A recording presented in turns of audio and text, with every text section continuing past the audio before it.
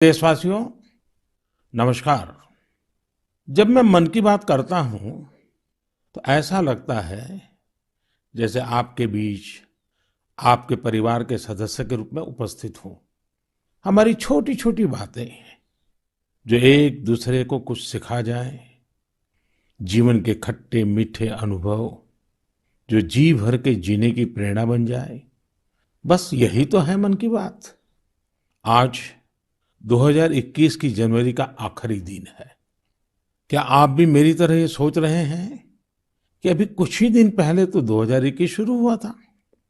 लगता ही नहीं कि जनवरी का पूरा महीना बीत गया है। समय की गति इसी को तो कहते हैं। कुछ दिन पहले की ही तो बात लगती है जब हम एक दूसरे को शुभकामनाएं दे रहे थे। फिर हमने लोहड़ी मनाई, मकर संक्रांति मनाई, पोंगल, बिहू मनाया। देश के अलग अलग हिस्सों में त्योहारों की धूम रही। 23 जनवरी को हमने नेताजी सुभाष चंद्र बोस के जन्मदिन को पराक्रम दिवस के तौर पर मनाया और 26 जनवरी को गणतंत्र दिवस की शानदार परेड भी देखी। राष्ट्रपति जी द्वारा संसद के संयुक्त सत्र को संबोधन के बाद बजट सत्र भी शुरू हो गया है। इन सभी के बीच एक और कार्य हुआ जिसका हम सभी को बहुत इंतजार रहता है। ये है पद्म पुरस्कारों की घोषणा। राष्ट्र ने असाधारण कार्य कर रहे लोगों को उनकी उपलब्धियां और मानवता के प्रति उनके योगदान के लिए सम्मानित किया। इस साल भी पुरस्कार पाने वालों में वे लोग शामिल हैं जिन्होंने अलग अलग क्षेत्रों में बेहतरीन काम किया है। अपने कामों से किसी का जीवन बदला है, देश को आगे बढ़ाया है। यानी जमीनी स्तर पर काम करने वाले अनसंग हीरोज को पद्म सम्मान देने की जो परंपरा देश ने कुछ वर्ष पहले शुरू की थी, वो इस बार भी कायम रखी गई है। मेरा आप सभी से आग्रह है कि इन लोगों के बारे में, उनके योगदान के बारे में जरूर जानें। परिवार में उनके बारे में चर्चा करें। देखिएगा सबको इससे कितनी प्रेरणा मिलती है। इस महीने क्रिकेट पिच से भी बहुत अच्छी खबर मिली।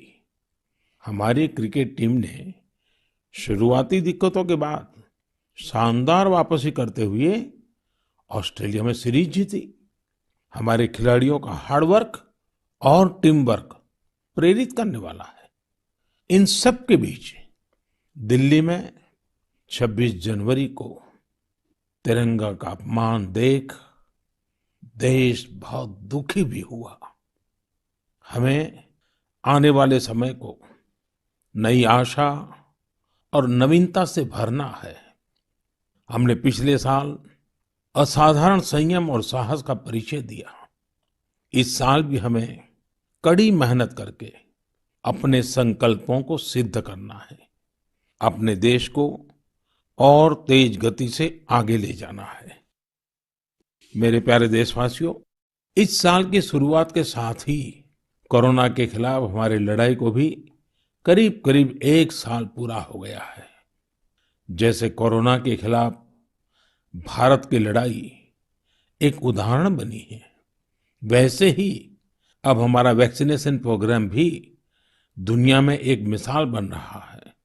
आज भारत दुनिया का सबसे बड़ा कोविड वैक्सीन प्रोग्राम चला रहा है। आप जानते हैं और भी ज्यादा गर्व की बात क्या है? हम सबसे बड़े वैक्सीन प्रोग्राम के साथ ही दुनिया में सबसे तेज गति से अपने नागरिकों का वैक्सीनेशन भी कर रहे हैं।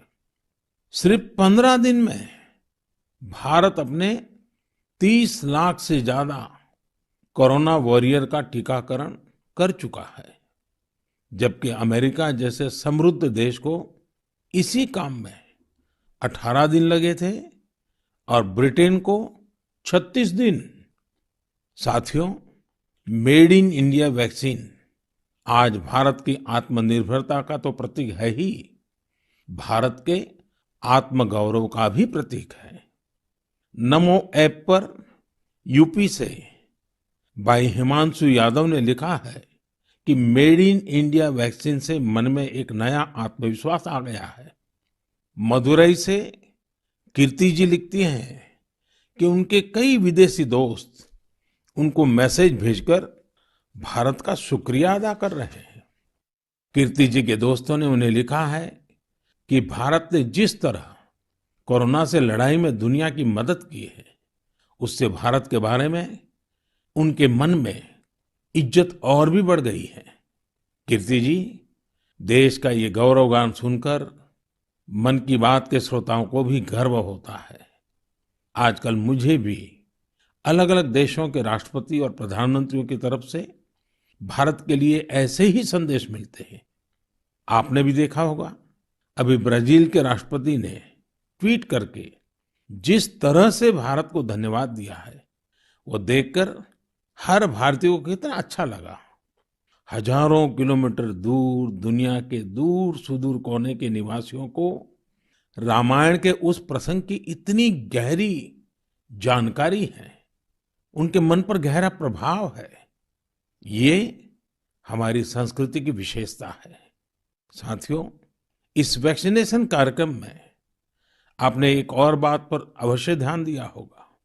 संकट के समय में भारत दुनिया की सेवा इसलिए कर पा रहा है क्योंकि भारत आज दवाओं और वैक्सीन को लेकर सक्षम है, आत्मनिर्भर है। यही सोच आत्मनिर्भर भारत अभियान की भी है। भारत जितना सक्षम होगा, उतनी ही अधिक मानवता की सेवा करेगा, उतना ही अधिक लाभ दुनिया को होगा। मेरे प्यारे देशवासियों, हर बार आपके ढेर सारे पत्र मिलते हैं। नमो ऐप और माय गॉव पर आपके मैसेजेस, फोन कॉल्स के माध्यम से आपकी बातें जानने का अवसर मिलता है। इन्हीं संदेशों में एक ऐसा भी संदेश है जिसने मेरा ध्यान खींचा। ये संदेश है बहन प्रियंका पांडे जी का। 23 साल की बेटी प्रियंका जी हिंदी साहित्य की विद्यार्थिनी है और बिहार के सिवान में रहती है। प्रियंका जी ने नमो ऐप पर लिखा है कि वो देश के 15 घरेलू पर्यटन स्थलों पर जाने के मेरे सुझाव से बहुत प्रेरित हुई थी। इसलिए 1 जनवरी को वो एक जगह के लिए निकली जो बहुत खास थी। वे जगह थी उनके घर से 15 किलोमीटर दूर देश के पहले राष्ट्रपति डॉक्टर राजेंद्र प्रसाद जी का पैतृक निवास। प्रियंका जी ने बड़ी सुंदर बात लिखी है कि अपने देश की महान विभूतियों को जानने की दिशा में उनका ये पहला कदम था। प्रियंका जी को वहां डॉक्टर राजेंद्र प्रसाद जी द्वारा लिखी गई पुस्तकें मिली, अनेक ऐतिहासिक तस्वीरें मिली। वाकई प्रियंका जी, आपका यह अनुभव दूसरों को भी प्रेरित करेगा। साथियों, इस वर्ष से भारत अपनी आजादी के 75 वर्ष का समारोह अमृत महोत्सव शुरू करने जा रहा है। ऐसे में यह हमारे उन महानायकों से जुड़ी स्थानीय जगहों का पता लगाने का बेहतरीन समय है जिनकी वजह से हमें आजादी मिली। साथियों, हम आजादी के आंदोलन और बिहार की बात कर रहे हैं तो मैं नमो ऐप पर ही की गई एक और टिप्पणी की भी चर्चा करना चाहूंगा। मुंगेर के रहने वाले जयराम विप्लव जी ने मुझे तारापुर शहीद दिवस के बारे में लिखा है। 15 फरवरी 1932 को देशभक्तों की एक टोली के कई वीर नौजवानों की अंग्रेजों ने बड़ी ही निर्ममता से हत्या कर दी थी। उनका एकमात्र अपराध यह था कि वे वंदे मातरम और भारत माँ की जय के नारे लगा रहे थे। मैं उन शहीदों को नमन करता हूं और उनके साहस का श्रद्धापूर्वक स्मरण करता हूं। मैं जयराम विप्लव जी को धन्यवाद देना चाहता हूं। वे एक ऐसी घटना को देश के सामने लेकर आए जिस पर उतनी चर्चा नहीं हो पाई जितनी होनी चाहिए थी। मेरे प्यारे देशवासियों, भारत के हर हिस्से में, हर शहर, कस्बे और गांव में आजादी की लड़ाई पूरी ताकत के साथ लड़ी गई थी। भारत भूमि के हर कोने में ऐसे महान सपूतों और वीरांगनाओं ने जन्म लिया जिन्होंने राष्ट्र के लिए अपना जीवन न्योछावर कर दिया। ऐसे में यह बहुत महत्वपूर्ण है कि हमारे लिए किए गए उनके संघर्षों और उनसे जुड़ी यादों को हम संजोकर रखें और इसके लिए उनके बारे में लिखकर हम अपनी भावी पीढ़ियों के लिए उनकी स्मृतियों को जीवित रख सकते हैं। मैं सभी देशवासियों को और खास करके अपने युवा साथियों को आह्वान करता हूं कि ये देश के स्वतंत्रता सेनानियों के बारे में, आजादी से जुड़ी घटनाओं के बारे में लिखें। अपने इलाके में स्वतंत्रता संग्राम के दौर की वीरता की गाथाओं के बारे में किताबें लिखें। अब जबकि भारत अपनी आजादी के 75 वर्ष मनाएगा, तो आपका लेखन आजादी के नायकों के प्रति उत्तम श्रद्धांजलि होगी। यंग राइटर्स के लिए इंडिया 75 के निमित्त एक इनिशिएटिव शुरू किया जा रहा है। इससे सभी राज्यों और भाषाओं के युवा लेखकों को प्रोत्साहन मिलेगा। देश में बड़ी संख्या में ऐसे विषयों पर लिखने वाले राइटर्स तैयार होंगे जिनका भारतीय विरासत और संस्कृति पर गहन अध्ययन होगा। हमें ऐसी उभरती प्रतिभाओं की पूरी मदद करनी है। इससे भविष्य की दिशा निर्धारित करने वाले थॉट लीडर्स का एक वर्ग भी तैयार होगा। मैं अपने युवा मित्रों को इस पहल का हिस्सा बनने और अपने साहित्यिक कौशल का अधिक से अधिक उपयोग करने के लिए आमंत्रित करता हूं। इससे जुड़ी जानकारियां शिक्षा मंत्रालय की वेबसाइट से प्राप्त कर सकते हैं। मेरे प्यारे देशवासियों, मन की बात में श्रोताओं को क्या पसंद आता है, ये आप ही बेहतर जानते हैं। लेकिन मुझे मन की बात में सबसे अच्छा ये लगता है कि मुझे बहुत कुछ जानने, सीखने और पढ़ने को मिलता है। एक प्रकार से परोक्ष रूप से आप सबसे जुड़ने का अवसर मिलता है। किसी का प्रयास, किसी का जज्बा, किसी का देश के लिए कुछ कर गुजर जाने का जुनून, यह सब मुझे बहुत प्रेरित करते हैं, ऊर्जा से भर देते हैं। हैदराबाद के बोयिनपल्ली में एक स्थानीय सब्जी मंडी किस तरह अपने दायित्व को निभा रही है, ये पढ़कर भी मुझे बहुत अच्छा लगा। हम सब ने देखा है कि सब्जी मंडियां में अनेक वजहों से काफी सब्जी खराब हो जाती है। ये सब्जी इधर-उधर फैलती हैं, गंदगी भी फैलाती हैं। लेकिन बोयिनपल्ली की सब्जी मंडी ने तय किया कि हर रोज बचने वाली इन सब्जियों को ऐसे ही फेंका नहीं जाएगा। सब्जी मंडी से जुड़े लोगों ने तय किया इससे बिजली बनाई जाएगी। बेकार हुई सब्जियों से बिजली बनाने के बारे में शायद ही आपने कभी सुना हो। यही तो इनोवेशन की ताकत है। आज बोयिनपल्ली की मंडी में पहले जो वेस्ट था, आज उसी से वेल्थ क्रिएट हो रही है। यही तो कचरे से कंचन बनाने की यात्रा है। वहां हर दिन करीब 10 टन वेस्ट निकलता है। इसे एक प्लांट में इकट्ठा कर लिया जाता है। प्लांट के अंदर इस वेस्ट से हर दिन 500 यूनिट बिजली बनती है और करीब 30 किलो बायोफ्यूल भी बनता है।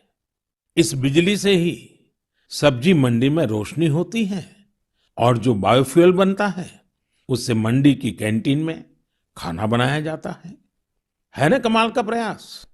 ऐसा ही एक कमाल हरियाणा के पंचकुला की बड़ौद ग्राम पंचायत ने भी करके दिखाया है। इस पंचायत के क्षेत्र में पानी की निकासी की समस्या थी। इस वजह से गंदा पानी इधर-उधर फैल रहा था, बीमारी फैलाता था। लेकिन बड़ौद के लोगों ने तय किया इस वाटर वेस्ट से भी वेल्थ क्रिएट करेंगे। ग्राम पंचायत ने पूरे गांव से आने वाले गंदे पानी को एक जगह इकट्ठा करके फिल्टर करना शुरू किया और फिल्टर किया हुआ ये पानी अब गांव के किसान खेतों में सिंचाई के लिए इस्तेमाल कर रहे हैं। यानी प्रदूषण, गंदगी और बीमारियों से छुटकारा भी और खेतों में सिंचाई भी।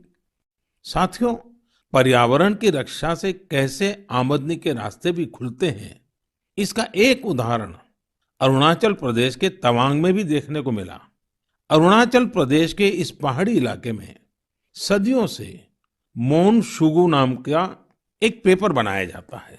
ये कागज यहाँ के स्थानीय शुगु शेंग नाम के एक पौधे की छाल से बनाते हैं। इसलिए इस कागज को बनाने के लिए पेड़ों को नहीं काटना पड़ता है। इसके अलावा इसे बनाने में किसी केमिकल का इस्तेमाल भी नहीं होता है। यानी ये कागज पर्यावरण के लिए भी सुरक्षित है और स्वास्थ्य के लिए भी। एक वो भी समय था जब इस कागज का निर्यात होता था, लेकिन जब आधुनिक तकनीक से बड़ी मात्रा में कागज बनने लगे तो ये स्थानीय कला बंद होने की कगार पर पहुंच गई। अब एक स्थानीय सामाजिक कार्यकर्ता गोम्बू ने इस कला को पुनर्जीवित करने का प्रयास किया है। इससे यहाँ के आदिवासी भाई बहनों को रोजगार भी मिल रहा है। मैंने एक और खबर केरल की देखी है जो हम सभी को अपने दायित्वों का एहसास कराती है। केरल के कोट्टयम में एक दिव्यांग बुजुर्ग हैं, एनएस राजप्पन साहब। राजप्पन जी पैरालिसिस के कारण चलने में असमर्थ हैं, लेकिन इससे स्वच्छता के प्रति उनके समर्पण में कोई कमी नहीं आई है।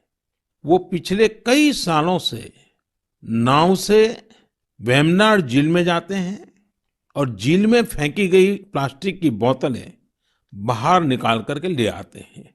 सोचिए, राजप्पन जी की सोच कितनी ऊंची है। हमें भी राजप्पन जी से प्रेरणा लेकर स्वच्छता के लिए जहां संभव हो अपना योगदान देना चाहिए।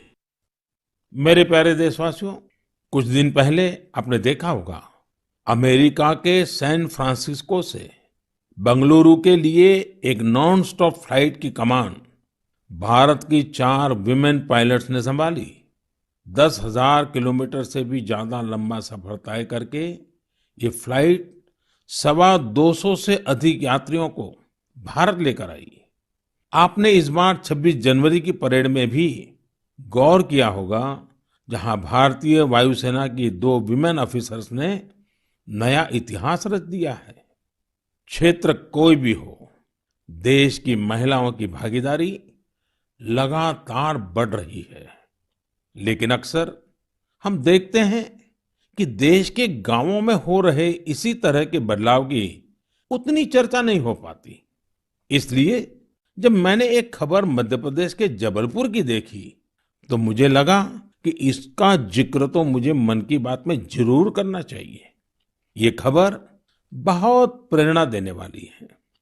जबलपुर के चिचगांव में कुछ आदिवासी महिलाएं एक राइस मिल में दिहाड़ी पर काम करती थी। कोरोना वैश्विक महामारी ने जिस तरह दुनिया के हर व्यक्ति को प्रभावित किया, उसी तरह ये महिलाएं भी प्रभावित हुई। उनकी राइस मिल में काम रुक गया। स्वाभाविक है कि इससे आमदनी की भी दिक्कत आने लगी, लेकिन ये निराश नहीं हुई। इन्होंने हार नहीं मानी। इन्होंने तय किया कि ये साथ मिलकर अपनी खुद की राइस मिल शुरू करेगी। जिस मिल में ये काम करती थी, वो अपनी मशीन भी बेचना चाहती थी। इनमें से मीना रहंगडाले जी ने सब महिलाओं को जोड़कर स्वयं सहायता समूह बनाया और सबने अपनी बचाई हुई पूंजी से पैसा जुटाया। जो पैसा कम पड़ा, उसके लिए आजीविका मिशन के तहत बैंक से कर्ज ले लिया। और अब देखिए, इन आदिवासी बहनों ने वही राइस मिल खरीद ली जिसमें वो कभी काम किया करती थी। आज वो अपनी खुद की राइस मिल चला रही हैं। इतने ही दिनों में इस मिल ने करीब 3 लाख रुपए का मुनाफा भी कमा लिया है। इस मुनाफे से मीना जी और उनकी साथी सबसे पहले बैंक का लोन चुकाने और फिर अपने व्यापार को बढ़ाने के लिए तैयारी कर रही हैं। कोरोना ने जो परिस्थितियां बनाई, उससे मुकाबले के लिए देश के कोने-कोने में ऐसे अद्भुत काम हुए हैं। मेरे प्यारे देशवासियों, अगर मैं आपसे बुंदेलखंड के बारे में बात करूं, तो वो कौन सी चीजें हैं जो आपके मन में आएगी? इतिहास में रुचि रखने वाले लोग इस क्षेत्र को झांसी की रानी लक्ष्मीबाई के साथ जोड़ेंगे। वहीं कुछ लोग सुंदर और शांत ओरछा के बारे में सोचेंगे। कुछ लोगों को इस क्षेत्र में पड़ने वाली अत्यधिक गर्मी की भी याद आ जाएगी। लेकिन इन दिनों यहाँ कुछ अलग हो रहा है जो काफी उत्साहवर्धक है और जिसके बारे में हमें जरूर जानना चाहिए। पिछले दिनों झांसी में 1 महीने तक चलने वाला स्ट्रॉबेरी फेस्टिवल शुरू हुआ। हर किसी को आश्चर्य होता है, स्ट्रॉबेरी और बुंदेलखंड, लेकिन यही सच्चाई है। अब बुंदेलखंड में स्ट्रॉबेरी की खेती को लेकर उत्साह बढ़ रहा है और इसमें बहुत बड़ी भूमिका निभाई है झांसी की एक बेटी गुरलीन चावला ने। लॉ की छात्रा गुरलीन ने पहले अपने घर पर और फिर अपने खेत में स्ट्रॉबेरी की खेती का सफल प्रयोग कर ये विश्वास जगाया है कि झांसी में भी ये हो सकता है। झांसी का strawberry festival stay at home concept पर जोर देता है। इस महोत्सव के माध्यम से किसानों और युवाओं को अपने घर के पीछे खाली जगह पर या छत पर टेरेस गार्डन में बागवानी करने और स्ट्रॉबेरीज उगाने के लिए प्रोत्साहित किया जा रहा है। नई टेक्नोलॉजी की मदद से ऐसे ही प्रयास देश के अन्य हिस्सों में भी हो रहे हैं। जो स्ट्रॉबेरी कभी पहाड़ों की पहचान थी, वो अब कच्छ की रेतीली जमीन पर भी होने लगी हैं। किसानों की आय बढ़ रही है। साथियों, स्ट्रॉबेरी फेस्टिवल जैसे प्रयोग इनोवेशन की स्पिरिट को तो प्रदर्शित करते ही हैं, साथ ही यह भी दिखाते हैं कि हमारे देश का कृषि क्षेत्र कैसे नई टेक्नोलॉजी को अपना रहा है। साथियों, खेती को आधुनिक बनाने के लिए सरकार प्रतिबद्ध है और अनेक कदम उठा भी रही है। सरकार के प्रयास आगे भी जारी रहेंगे। मेरे प्यारे देशवासियों, कुछ ही दिन पहले मैंने एक वीडियो देखा। वह वीडियो पश्चिम बंगाल के वेस्ट मिदनापुर स्थित नया पिंगला गांव के एक चित्रकार सरमुद्दीन का था। वो प्रसन्नता व्यक्त कर रहे थे कि रामायण पर बनाई उनकी पेंटिंग 2 लाख रुपए में बिकी है। इससे उनके गांव वालों को भी काफी खुशी मिली है। इस वीडियो को देखने के बाद मुझे इसके बारे में और अधिक जानने की उत्सुकता हुई। इसी क्रम में मुझे पश्चिम बंगाल से जुड़ी एक बहुत अच्छी पहल के बारे में जानकारी मिली, जिसे मैं आपके साथ जरूर साझा करना चाहूंगा। पर्यटन मंत्रालय के रीजनल ऑफिस ने महीने के शुरू में ही बंगाल के गांवों में एक इनक्रेडिबल इंडिया वीकेंड गेटवे की शुरुआत की। इसमें पश्चिम मिदनापुर, बांकुरा, बीरभूम, पुरुलिया, पूर्व बर्धमान, वहां के हस्तशिल्प कलाकारों ने विजिटर्स के लिए हैंडीक्राफ्ट वर्कशॉप आयोजित की। मुझे यह भी बताया गया कि इनक्रेडिबल इंडिया वीकेंड गेटवे के दौरान हैंडीक्राफ्ट्स की जो कुल बिक्री हुई, वो हस्तशिल्पकारों को बेहद प्रोत्साहित करने वाली है। देश भर में लोग भी नए नए तरीकों से हमारी कला को लोकप्रिय बना रहे हैं। ओडिशा के राउरकेला की भाग्यश्री साहू को देख लीजिए। वैसे तो वो इंजीनियरिंग की छात्रा है, लेकिन पिछले कुछ महीनों में उन्होंने पट्टचित्र कला को सीखना शुरू किया और उसमें निपुणता हासिल कर ली है। लेकिन क्या आप जानते हैं कि उन्होंने पेंट कहाँ किया? सॉफ्ट स्टोन्स पर। कॉलेज जाने के रास्ते में भाग्यश्री को ये सॉफ्ट स्टोन मिले। उन्होंने इन्हें एकत्र किया और साफ किया। बाद में उन्होंने रोजाना 2 घंटे इन पत्थरों पर पट्टचित्र स्टाइल में पेंटिंग की। वह इन पत्थरों को पेंट कर उन्हें अपने दोस्तों को गिफ्ट करने लगी। लॉकडाउन के दौरान उन्होंने बोतलों पर भी पेंट करना शुरू कर दिया। अब तो वो इस आर्ट पर वर्कशॉप भी आयोजित करती हैं। कुछ दिन पहले ही सुभाष बाबू की जयंती पर भाग्यश्री ने पत्थर पर ही उन्हें अनोखी श्रद्धांजलि दी। मैं भविष्य के उनके प्रयासों के लिए शुभकामनाएं देता हूं। आर्ट एंड कलर्स के जरिए बहुत कुछ नया सीखा जा सकता है, किया जा सकता है। झारखंड के दुमका में किए गए एक ऐसे ही अनुपम प्रयास के बारे में मुझे बताया गया। यहाँ मिडिल स्कूल के एक प्रिंसिपल ने बच्चों को पढ़ाने और सिखाने के लिए गांव की दीवारों को ही अंग्रेजी और हिंदी के अक्षरों से पेंट करवा दिया। साथ ही उसमें अलग-अलग चित्र भी बनाए गए हैं।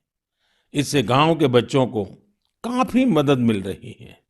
मैं ऐसे सभी लोगों का अभिनंदन करता हूं जो इस प्रकार के प्रयासों में लगे हैं।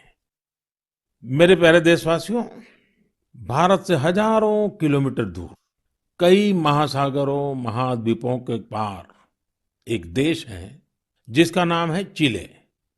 भारत से चिले पहुंचने में बहुत अधिक समय लगता है, लेकिन भारतीय संस्कृति की खुशबू वहां बहुत समय पहले से ही फैली हुई है।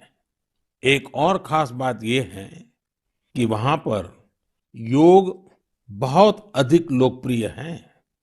आपको यह जानकर अच्छा लगेगा कि चिले की राजधानी सैंटियागो में 30 से ज्यादा योग विद्यालय हैं। चिले में अंतर्राष्ट्रीय योग दिवस भी बड़े ही उत्साह से मनाया जाता है। मुझे बताया गया है कि हाउस ऑफ डेप्यूटीज में योग दिवस को लेकर बहुत ही गर्मजोशी भरा माहौल होता है।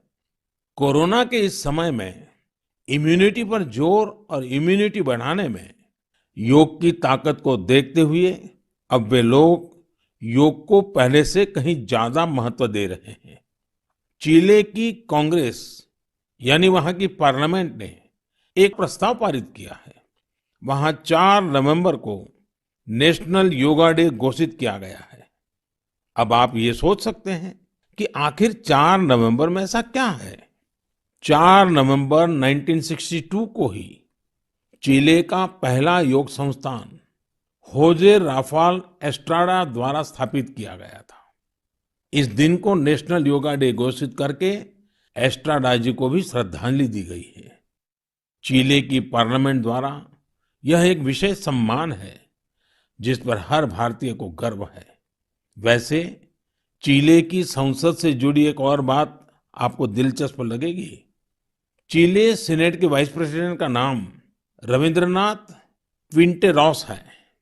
उनका यह नाम विश्व कवि गुरुदेव टैगोर से प्रेरित होकर रखा गया है।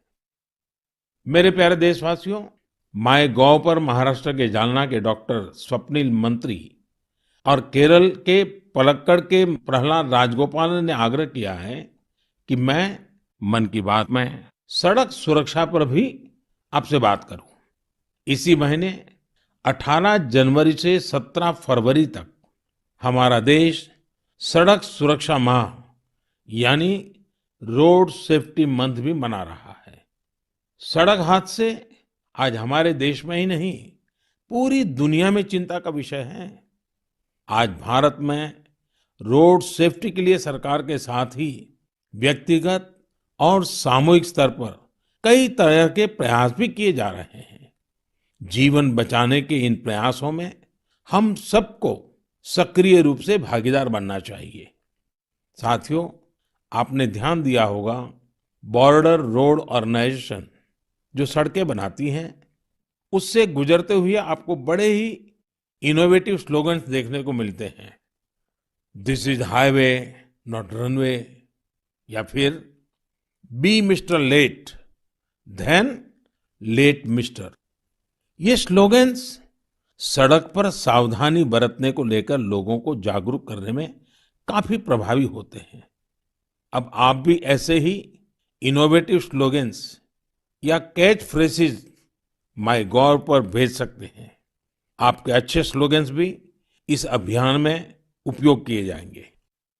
साथियों, रोड सेफ्टी के बारे में बात करते हुए मैं नमो ऐप पर कोलकाता की अपर्णा दास जी की एक पोस्ट की चर्चा करना चाहूंगा। अपर्णा जी ने मुझे फास्टैग प्रोग्राम पर बात करने की सलाह दी है। उनका कहना है कि फास्टैग से यात्रा का अनुभव ही बदल गया है।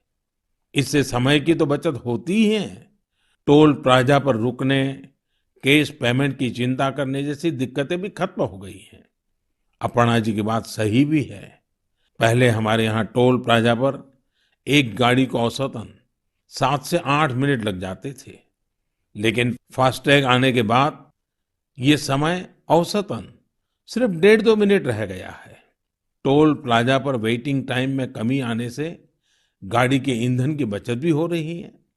इससे देशवासियों के करीब 21,000 करोड़ रुपए बचने का अनुमान है। यानी पैसे की भी बचत और समय की भी बचत।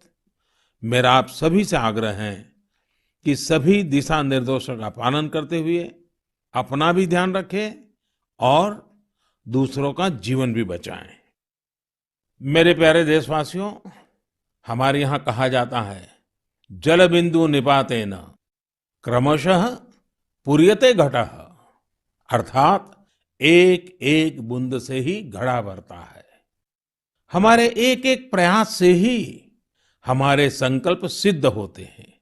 इसलिए 2021 की शुरुआत जिन लक्ष्यों के साथ हमने की है, उनको हम सबको मिलकर ही पूरा करना है। तो आइए हम सब मिलकर इस साल को सार्थक करने के लिए अपने अपने कदम बढ़ाएं। आप अपना संदेश, अपने आइडियाज जरूर भेजते रहिएगा। अगले महीने हम फिर मिलेंगे। इति विदा, पुनर्मिलनाय।